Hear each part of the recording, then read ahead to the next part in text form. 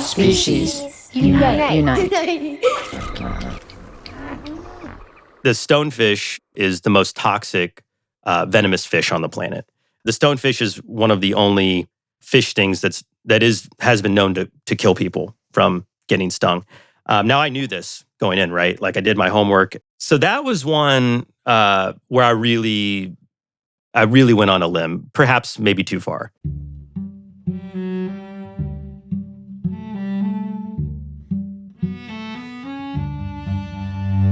Hi, I'm Elizabeth Novogratz. This is Species Unite. We have a favor to ask. If you like today's episode and you have a spare minute, could you please rate and review Species Unite on Apple Podcasts or wherever you listen to podcasts? It really helps people to find the show.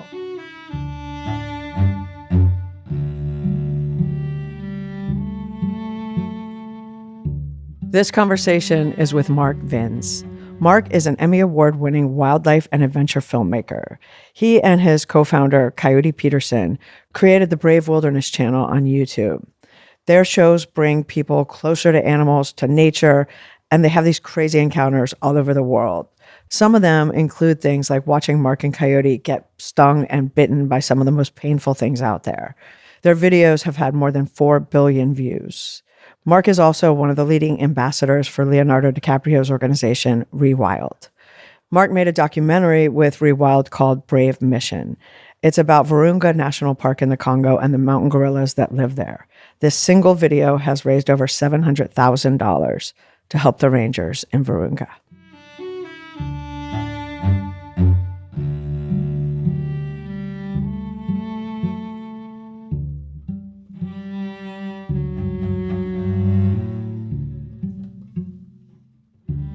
Hi, Mark. Hi, Beth. How are you? I'm really good. It's really cool to meet you in person and be here in Boston. Likewise. Thank you for coming to our neck of the woods, and I'm honored to be on the podcast. Well, I'm honored to have you. I've been really immersed in your world this week and completely floored. I hope that's a good floored. I knew I had seen some Brave Wilderness. I knew what you guys did. I knew what you did, but I hadn't seen a lot, and I watched a lot, and I learned a lot about Brave Wilderness, about Brave Mission, about Mark Vins, and so I want to talk about all of it. I'm here to answer any question you have, as long as you need. I have so many. Okay, so to start, this is what I know, and then you can fill me in. You co-founded Brave Wilderness with Coyote. Yes. And how long ago? 10 years? We are going on our 10th year on YouTube, but we actually started about 4 years prior making wildlife content. So, it's been a good while. You were friends from college. Right. We both went to Ohio State University, had a passion for film production, and had normal jobs. Being in Columbus, Ohio, there wasn't a lot of entertainment industry to apply for. So everything that we learned was on our own. And we really only had our curiosity and passion to follow. There wasn't really a real direction. And I credit that to be the reason why we've been so successful, is because we created something unique. And how did you start? You were in Ohio. What were you filming when you were starting this out? We both had a background in just adventure with our families and wanting to see animals, and on the travel that we did do growing up, a lot of it was centered around nature. So we had that in common. And Ohio has some great metro parks, and we were going there to just try to film sizzle reels or example projects of what this wildlife show could be. So our first co-star was common snapping turtles, actually, they're large predatory aquatic turtles, and there's a lot of them in Ohio, turns out. And you were making shows about them? Yeah, well, at first, because Coyote has a screenwriting background, I have more of a business and producer background. We were trying to build example projects to go sell to networks to try to get our break, quote unquote. And television was the main track, or making independent films and going to something like Sundance and becoming discovered. That was the outlet to breaking into the entertainment industry for us. And like I said, we both had normal day jobs, and then every spare moment was spent going out into nature, playing with our cameras, sharpening our storytelling chops, and making these amazing videos about snapping turtles and frogs and toads and anything that we could put in front of our cameras. It was almost like an education, like 4 years pre-YouTube of you guys just educating yourself like crazy. Yeah, I mean, I'm so thankful for that time to make mistakes and not have the world see it all happen in real time. I mean, we learned a lot over those 4 years of developing pitch material and sizzle reels for networks and being told no a lot. It turns out, no isn't always a bad answer. It can really help you galvanize your concept and strengthen the core of the storytelling. And that's what happened to us. I mean, the no's were actually motivators because we knew we were onto something. We knew we were meant to do this work. And that like confidence never wavered with those no's. And it only just strengthened our resolve to get it right. And then when did it start feeling like, okay, people are understanding what you're doing? Like the world is good. I mean, now you have 21 million subscribers and it's incredible, like astonishing what you've done. In hindsight, it's pretty easy to look at a brand like Brave Wilderness and say like, oh, these guys had it figured out all along. But as I think any creative person would attest, that it was a self-discovery process. It took a long time to build up the momentum or even the awareness that we had been successful. I think it took us until we maybe hit like 10 million subscribers that we actually thought we nailed it. One thing that really stuck out to me, and I'm sure this sticks out to most people, but is not only are you bringing people all over the world and introducing them to all of these species and telling the stories of these species and really telling, like, you're storytellers, but you're doing PR for all these animals. And one thing that excites me so much about you guys is that, like, you're getting people to care about animals that they probably didn't even know existed. I've never heard of like some of the ones you get stung by and whatnot. It's such a positive way to make people care. Absolutely. My favorite compliment that we can get is, I didn't know that existed.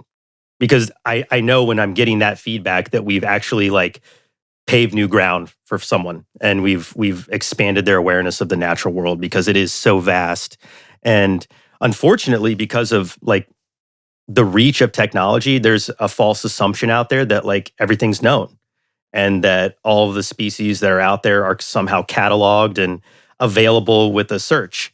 And that's just not true. I mean, there is so much of the natural world that's uncharted, undiscovered, unexplained. And that's what keeps us going. I really get a kick out of setting the bar high on like the novelty of our stories. Like, how can I tell somebody a story that they couldn't imagine possible, or show them an animal they never thought could have existed outside of science fiction? Like, that's what I'm gravitating toward. And have you been learning this as you go as well? Like animals you never heard of? Every day. Yeah. Oh yeah, every day. That's what's exciting about the job is that, again, it's not like I had this grand plan of exactly what Brave Wilderness was going to be.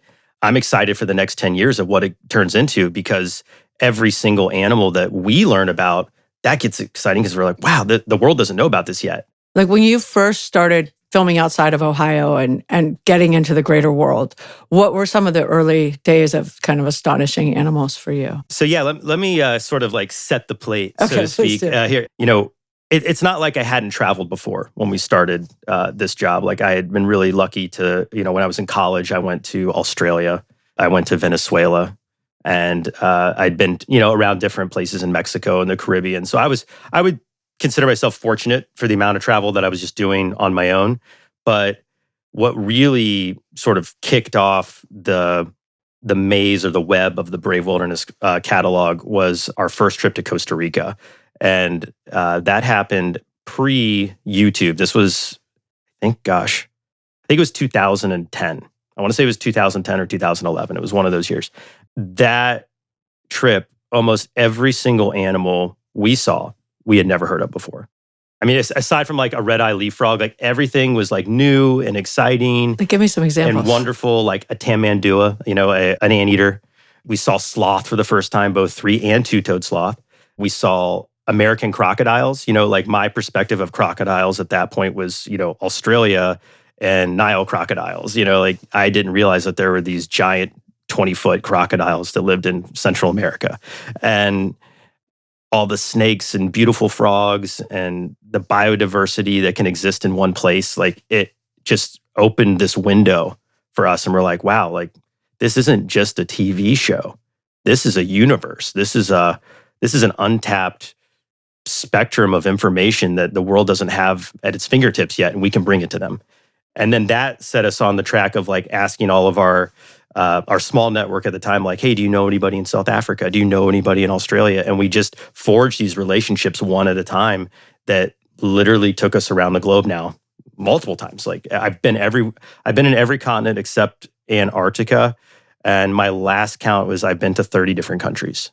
And I can't imagine how many species you've like filmed and shot. And we're coming up on our 1,000th video as a release on Brave Wilderness, but we've shot way more than that. Unfortunately, not everything we make sees the distribution window. But at this point, all in all, like we've made well over 1,000 videos. And how does it happen? How do you decide, okay, what's next and what species is next?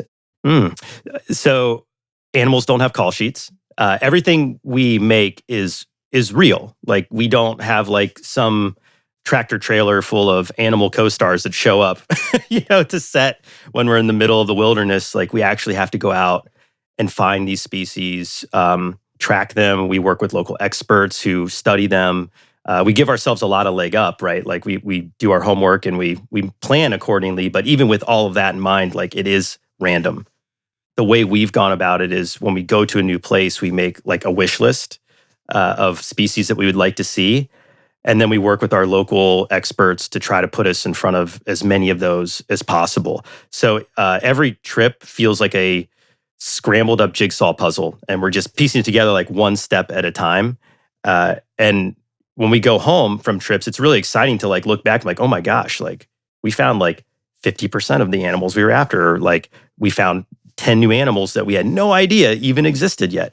Yeah, it very much is a discovery in the wild process.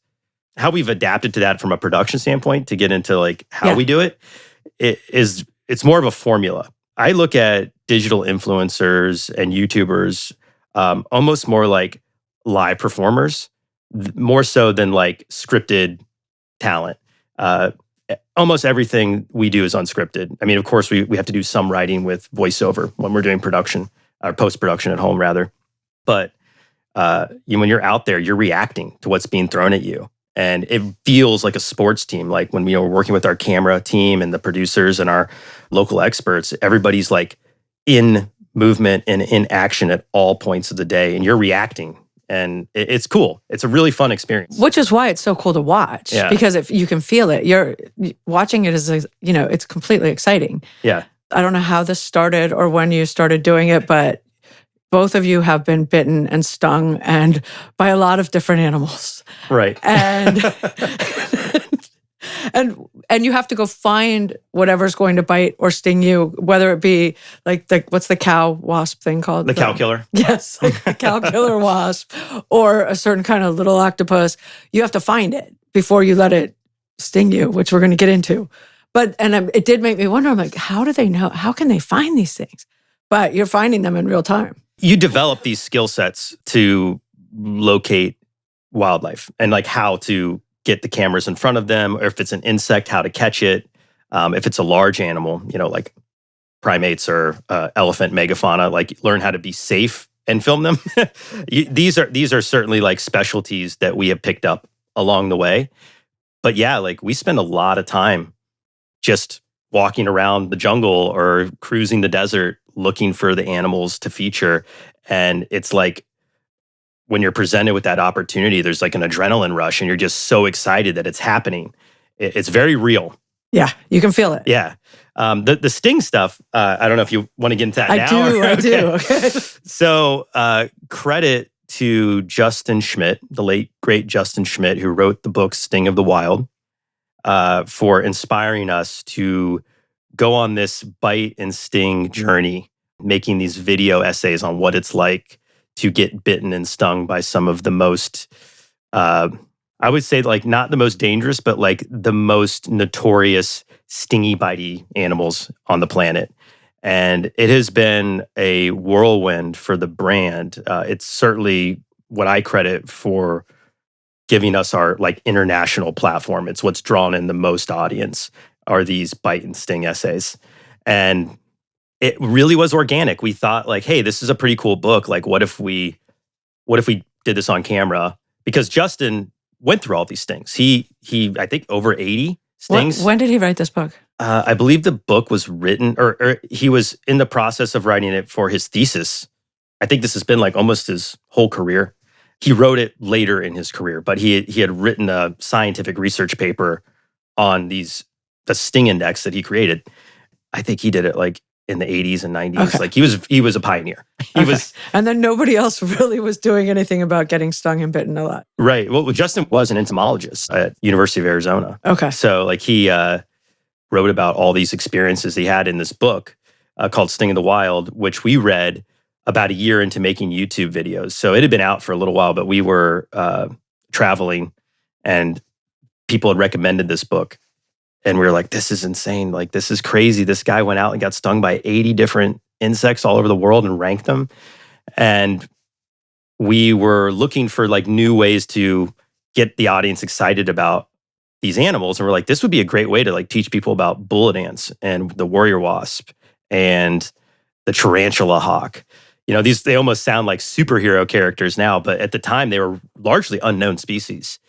And the first one we made in earnest based on the sting index was the cow killer, which still to this day is one of our most famous videos we've ever made. I think it's over 80 million views at this point. And I remember the day that we put that video out, it was so viral.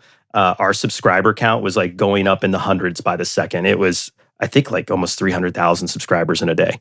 It was the moment we all looked at each other and were like, the game has changed. Oh my God, totally. Okay, but when you had this conversation about, okay, so we're going to take this book and let's do what he did. We're going to get stung and bitten by like some of the most painful animals, painful stings that exist. Right.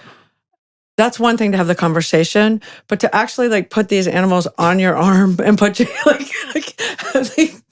how do you actually like get the courage to actually sit there? Like, was it hard at the beginning? Oh yeah, there's a lot of doubt that goes into your mind in a moment like that when you're like getting stung by something or bitten by something for the very first time. Which, PSA, I don't recommend anyone do this. This is certainly all of these bite and stings. We researched heavily. We talked to people who've been bitten and stung.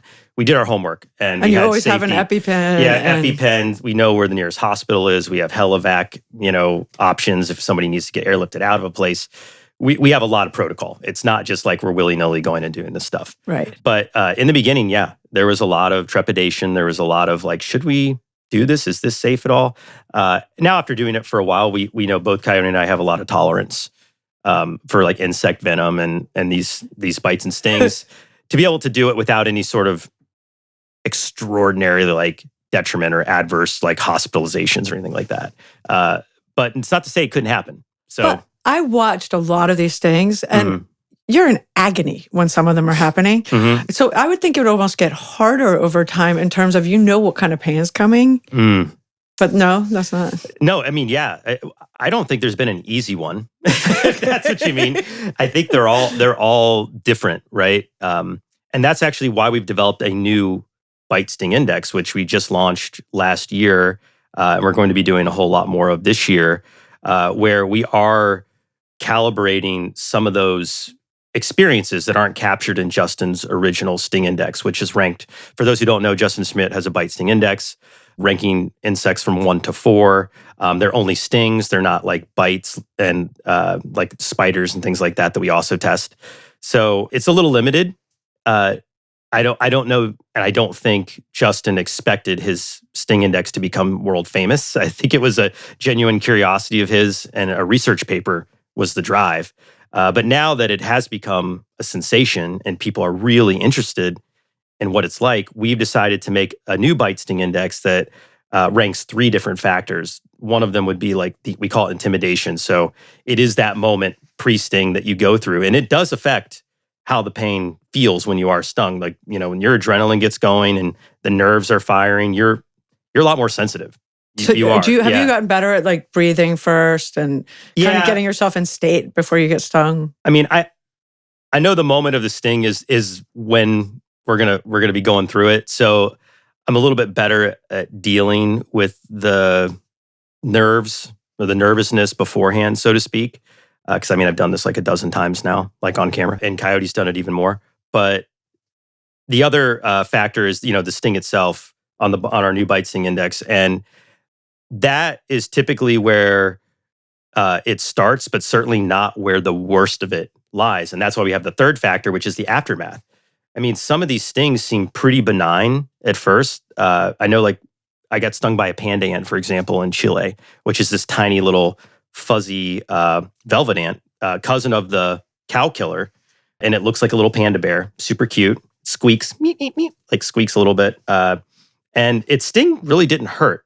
But the next day, it like roared back, and I got a lot of acute inflammation, tons of itchy blotchiness, and it took about a week to heal. So, that the story doesn't end with the sting. It actually is the recovery process. And for a lot of people, that's what they're most concerned with, because that's where you do have the allergic reaction and all the nasty things that can happen to you from a bite or a sting. Right. And what's the fish that you the stonefish. Yes. Definitely my most regrettable sting experiment. Yeah. I felt pain watching it. I totally felt pain. The stonefish is the most toxic venomous fish on the planet. The stonefish is one of the only fish stings has been known to kill people from getting stung. Now, I knew this going in, right? Like, I did my homework. So that was one where I really went on a limb, perhaps maybe too far. I consulted not only experts, but the field staff I was working with, and I decided that because of my experience with marine venom, it is a quantity game. It is a quantity factor, rather.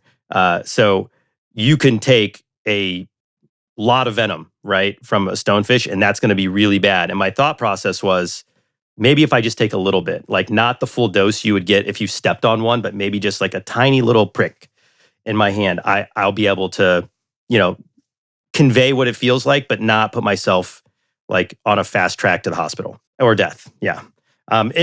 Death is extreme. I would say that, like, even with a very serious envenomation from a stonefish, you'd have to get very unlucky to be in the death lane. Okay, but people do die. Yeah, they do. They do. And I don't mean to make light of it, but it is extraordinarily rare. Okay.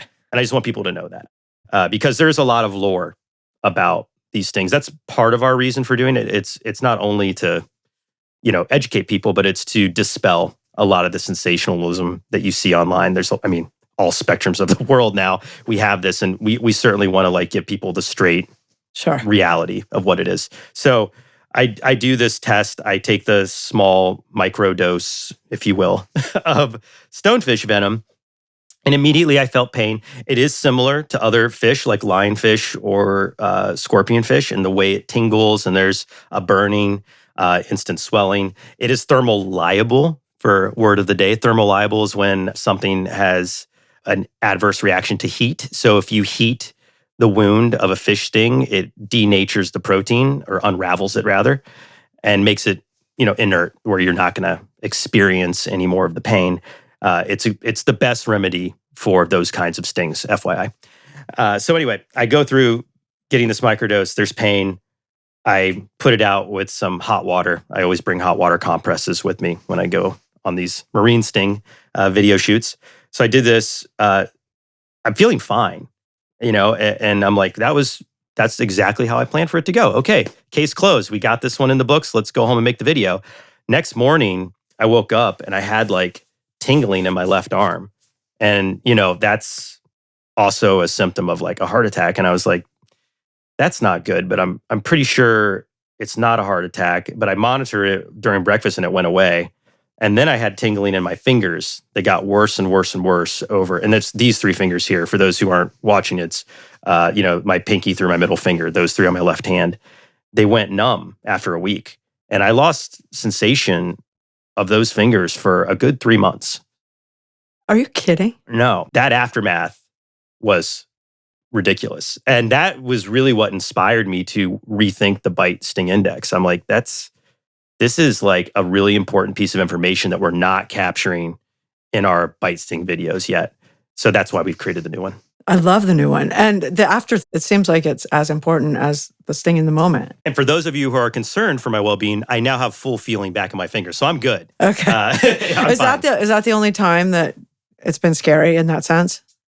That's the first time I thought I may have done some permanent damage. Like I have a couple scars, and any adventure explorer is gonna like scrape themselves up. Like scars are cool for people who are are doing. But when this you stuff. come back from a trip, I mean, it's not like a regular adventure explorer coming back. You're coming back with like some bites or some stings, plus all the other crazy stuff that happens. Oh yeah, I mean, when I get home from a trip, I've got at least a week of healing to do. And even when I'm not doing bite sting experiments, like we get eaten alive out there, like whether it's mosquitoes or biting flies and gnats and all kinds of stuff. I mean, we've kind of had it all at this point. And I know you've done over 1,000 videos and you've seen, I can't imagine how many different animals in the world. Mm-hmm. But do any like stick out as like just moments for you that you just can't believe you're with this animal? The number one is mountain gorillas for sure in the Congo. That's going to be really hard for me to ever top that. That was a surreal experience, not only because did I not ever expect to be going to a place like the Congo and seeing mountain gorillas there, but also because of my impression of like the emotional qualities these animals possess, and the similarity I felt in that moment was very special. And I'm happy to dig into that, but I'd say my close number two is like seeing a great white shark in the water for the first time, because I love scuba diving. It's become almost like my character profile, like I'm the diver in the group. Yeah. And seeing the apex predator of the ocean in real life was something that just I'll never forget. It's got to be just awesome, like those moments. Let's talk about the gorillas, but let's talk about why you were in the Congo and Brave Mission and how this all even started, this whole part of what you do. Right. Yeah. Well, there's how Brave Mission started, but let me talk a little bit about conservation and how we got into being advocates or activists for wildlife. We started out the brand with the intent of doing good for the environment. That was always part of the plan. We actually threw a fundraiser for Central Ohio Wildlife before we even started a YouTube channel. Since the very beginning of Brave Wilderness, the plan was to educate and to invite people to help conserve nature. But I'll tell you, as we grew as a brand, it changed how we felt about making content, because it started out out of pure curiosity and just the excitement everyone feels when they're exploring. Like explorers explore because it's thrilling. That's why. Like, why do you go to the top of a mountain? Why do you put yourself through the struggle of enduring harsh conditions? It's because it's a thrill. Yeah. And that thrill has never left. But what has perhaps equaled the thrill for us is the awareness that over 20 million people are now looking to us for direction, for education, for like what's going on in the nature, what's going on in the wilderness. And it was that feeling of responsibility that really pushed me personally into partnering with different NGOs and conservation groups like rewild.org. And rewild.org, for those who don't know, is Leonardo DiCaprio's conservation group. They're awesome. I'm an ambassador for them. They're all over the world. They're doing great work supporting the people on the front lines of the research and the conservation work itself. And then it became an opportunity to make a YouTube Originals documentary about conservation. And I asked them, I was like, hey, like, where do you think people wouldn't be willing to go? Like, where is the place that you think needs the most attention right now, and a place that I can make the most impact with my camera? And they're like, well, the Congo. The Congo is in a really dire situation with deforestation of the world's second largest rainforest. The mountain gorillas are coming back, but they're still very much threatened with extinction because they're so localized.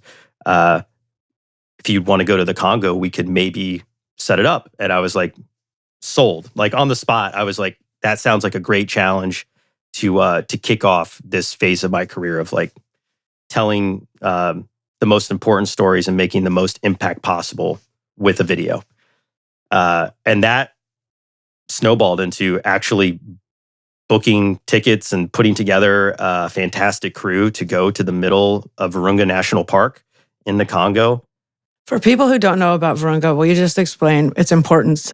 I say this not to diminish the Amazon because the Amazon is a very, very important biological place and environmental focus for the planet, but it often overshadows the rainforests of Africa, which are, in my opinion, equally as important.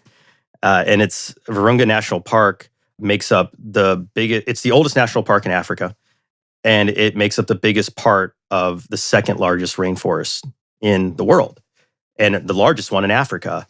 And it accounts to being the home of like the majority of the species that live in Central Africa. So it's very important is the take-home message.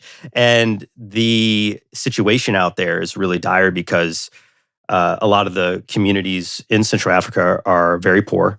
They don't have access to electricity, so they have to cut down the rainforest for firewood to cook their food and to clean their water. So without adequate resources, that rainforest is going to disappear.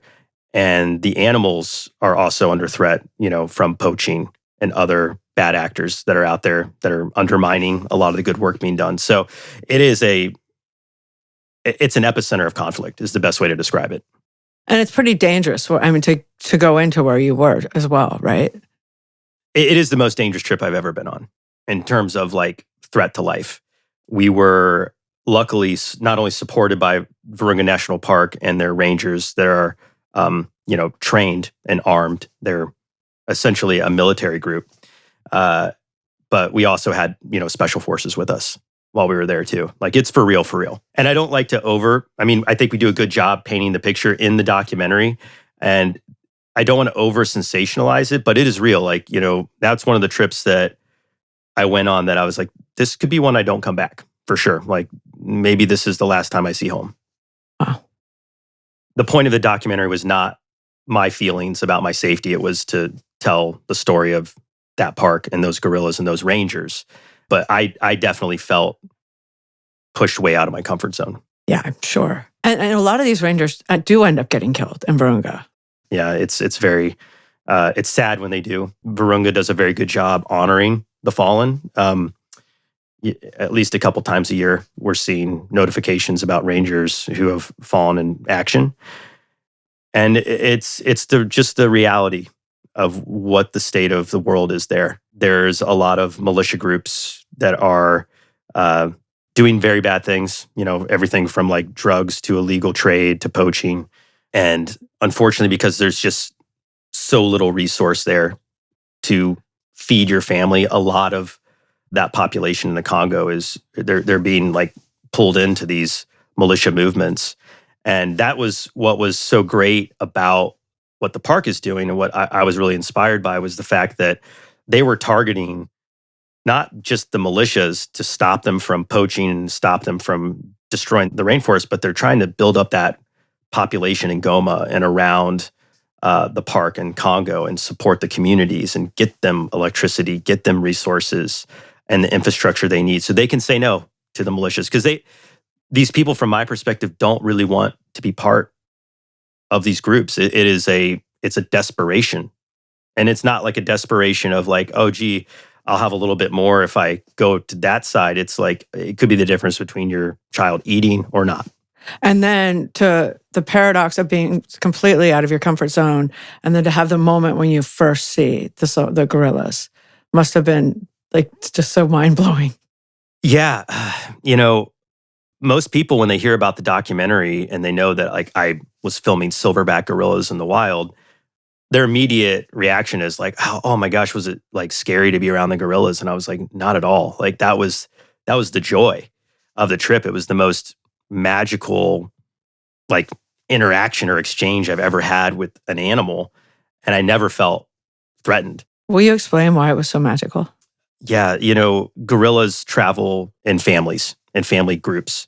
And of course, on camera, everyone's looking at the silverback, but around them are the mothers with the babies. And you can see them playing and interacting, and the babies playing with each other. And it looks just like humans. I mean, it's almost indistinguishable, some of their mannerisms and the way they look at you.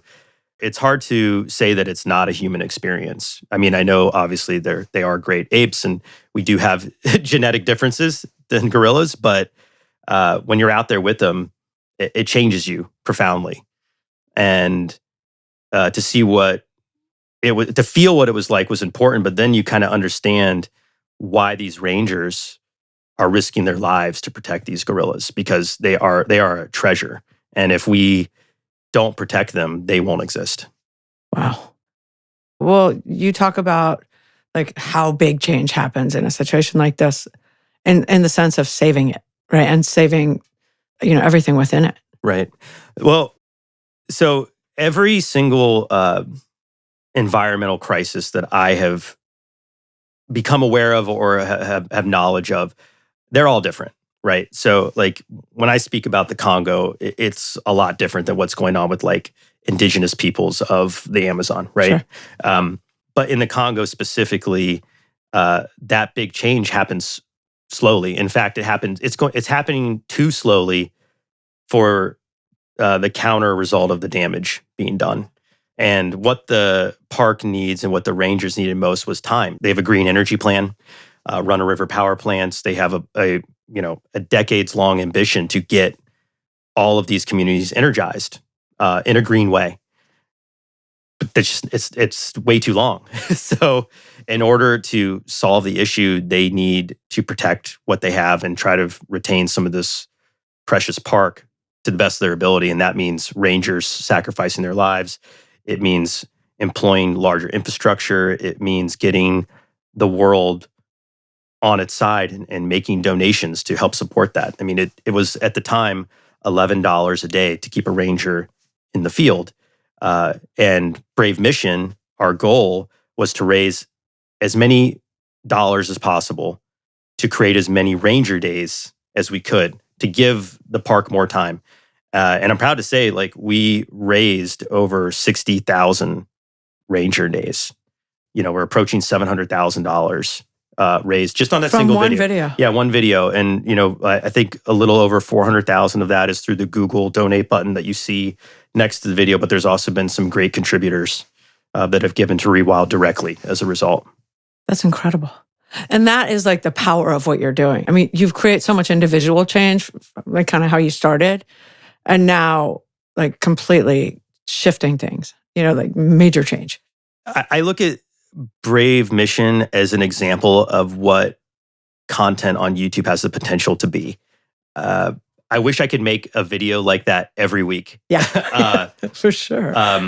It takes a lot of energy to not only create the content or find the story, but it also takes a lot of energy to do the call to action and promote. I mean, we had so many great contributors that deserve credit for that. I mean, Jane Goodall participated. I mean, pinch me still. Like I can't believe so cool. I can't believe that So that cool. she was so awesome to do that.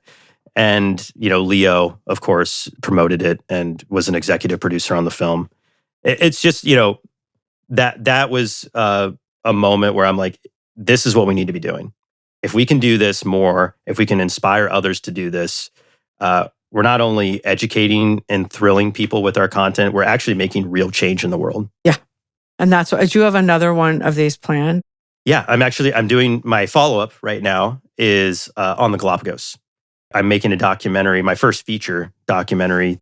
The story is the entirety of the Galapagos. So it's the ocean reserve, the marine reserve, and then the land park itself. And it's awesome. That's about all I can say about it right now. You can't tell us. I'm really excited about it. We're in post-production right now on it. So it's been filmed. We're just in the finishing stages of getting it ready to take to market. So hopefully sometime this year we'll have an announcement about it. In all likelihood, it'll be 2025 release. I have so many questions that I'm not allowed to ask.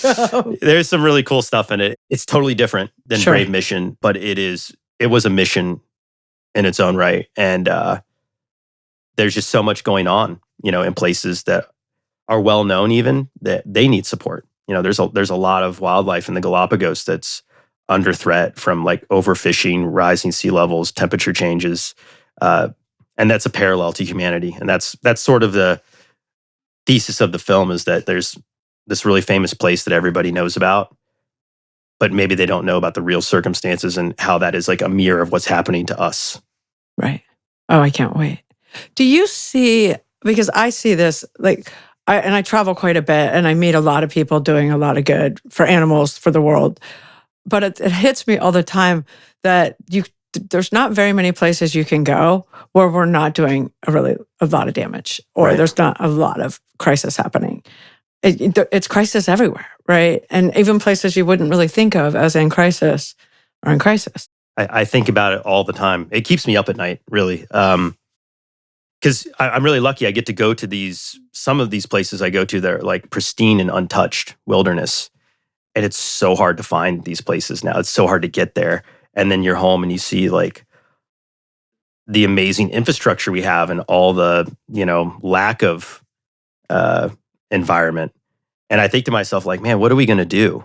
It's not an insolvable challenge, but it can seem insurmountable at times. And that's why my big mission is to promote like conservation and activism from a way that is forgiving and relatable and humble. I don't think we can be perfect. I think being imperfect activists is the normal way to present how to make change in the world. And I don't see us stopping things or not doing things as a way to fix what we've done. I think we have to be very active and forward thinking. I do too. And I think you're right. Like there's the perfect activist means no activism. Like people just freeze, right, or they don't want to be involved if there's those kind of expectations. Right. It's like anything like in life, like it's brick by brick, right? It's, you build through progress and you build through learning, and it is a discovery in itself of like how to be better, how to live more sustainably, how to make better choices. These are all things that we can interface with every step of the day. But to advocate that you have to be perfect to be part of our team, like that's not helpful to anybody. I don't want to be on that team. No, I don't either. Yeah. I don't either. Well, I'm so excited to see this Galapagos documentary. I'm so excited about everything that you're doing. Thank you. And yeah, thank you for doing it. And thank you for putting all this in the world and for changing so many people and introducing so many people to so much that, like, you introduced me. I thought I knew a lot about a lot of species, and I learned a lot about, insects and animals I've never heard of. I just released a video on my new favorite animal, small plug. If you haven't heard of a turtle frog I saw before, it. Unbelievable. Like I literally went to Western Australia for the very first time just for a chance to find this frog. Spoiler alert, we did find one. It was a magical How did you find? Was it like hard to find? Oh my gosh, it was so improbable to find one of these frogs. They are, for those who don't know, a turtle frog is a species of rain frog that only lives in a couple small regions of Western Australia, and they only come to the surface after a monsoon rainstorm in the desert. So you have to time it like perfectly, because once they, come up and they mate, that's why they're coming up from the surface to the surface. They're going to burrow for the rest of the year. So there's only like 4 or 5 days a year that you could actually find these frogs.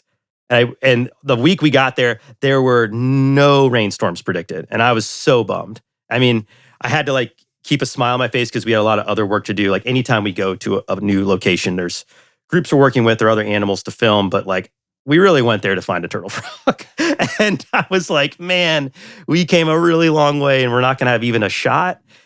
The last day before we were moving on, a rogue storm came off the coast because all the rain was staying on the water, came off the coast, hit the park that we had a permit for, and we found the frog.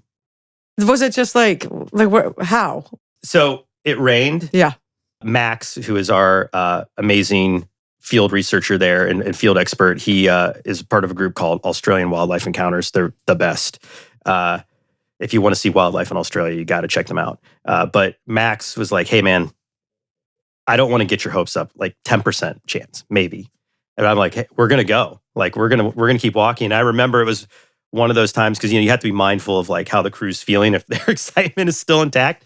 And we're like miles in to the outback at this point, walking around these nature trails, and we're seeing nothing. We saw like another species of frog. We saw a gecko, which are pretty common. And I could just kind of feel the crew looking over my shoulder, like being like, it's time to go back. It's time to turn around.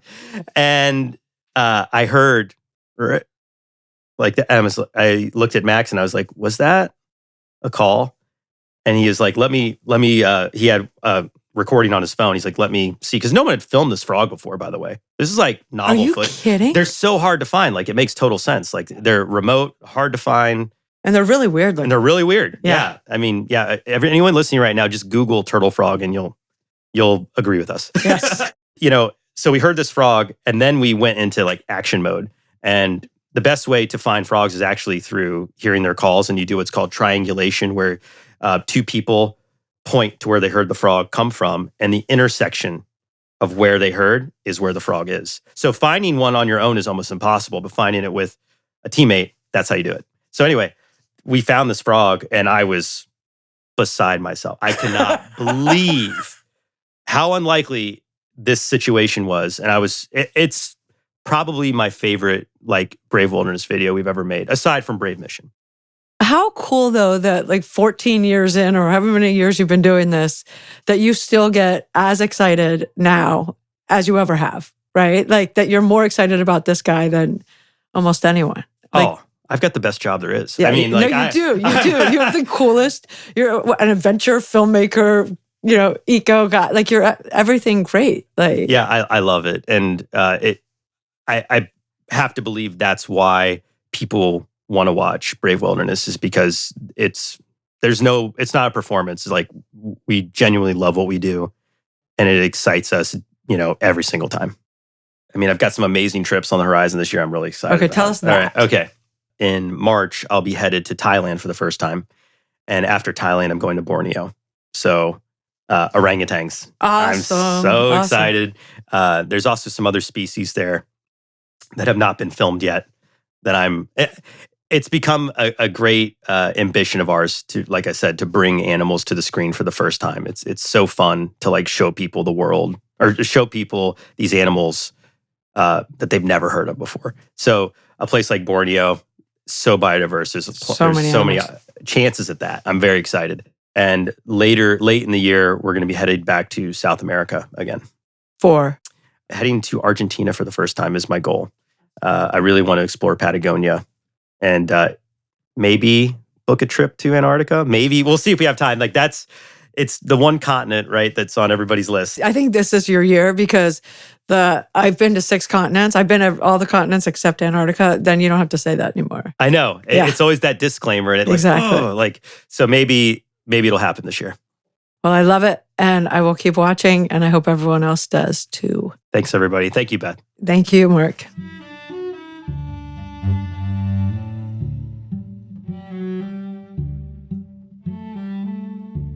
To learn more about Mark and to learn about Brave Wilderness and Brave Mission, go to our website, speciesunite.com. We will have links to everything. We're on Facebook and Instagram at Species Unite. If you have a spare moment and can do us a favor, please subscribe, rate, review on Apple Podcasts or wherever you listen to podcasts. It really helps people find the show. If you would like to support the podcast, we would greatly appreciate it. Go to our website, speciesunite.com, and click donate. I would like to thank everyone at Species Unite, including Gary Knutson, Caitlin Pierce, Amy Jones, Paul Healy, Santina Polke, Sam Kosel, and Anna Kullner, who wrote and performed today's music. Thank you for listening. Have a wonderful day.